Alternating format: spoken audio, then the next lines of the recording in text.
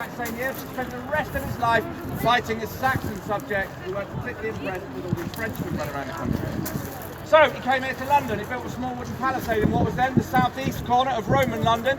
But in 1078 he instructed that his first royal palace and fortress be built here in this country. Today we call it the White Tower, and it's behind the buildings over there. Don't bother looking, it's behind the buildings. You can't see it. We'll see it later. Over the next 200 years, successive monarchs continued to add to the defences. The inner Ballymore defensive wall, again we'll see that shortly, was constructed by King Henry III.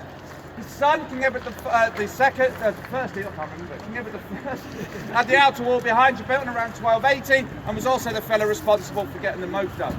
It's 120 feet wide and was obviously once filled with water. Now, I just said this was the first royal palace and fortress of its kind built here by the Normans. Over the years, though, we've used it for many other purposes. This is still the place we keep safe the crown jewels and the royal regalia. We've done that since the year 1303. That wall behind you used to contain the royal mint. This is where all coins of the British Empire. Where's the Brits? Put your hands up, Brits. Right, we had an empire, didn't we?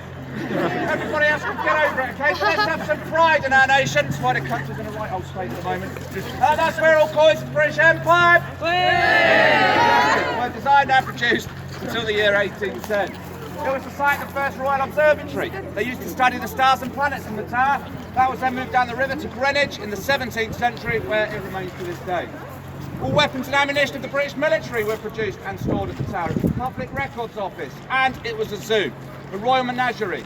Foreign kings and queens would give our kings and queens diplomatic gifts of lions, tigers, leopards, elephants, and even with a polar bear here at the tower. These were removed in 1836 to Regent's Park to form what we now know as the London Zoo. But nobody's come here because they're interested in guns and ammunition, coins or stars. You're only here for three things, and I know this for a fact. You're here for the murder, the torture, and the execution. A bit too vigorous in some cases there.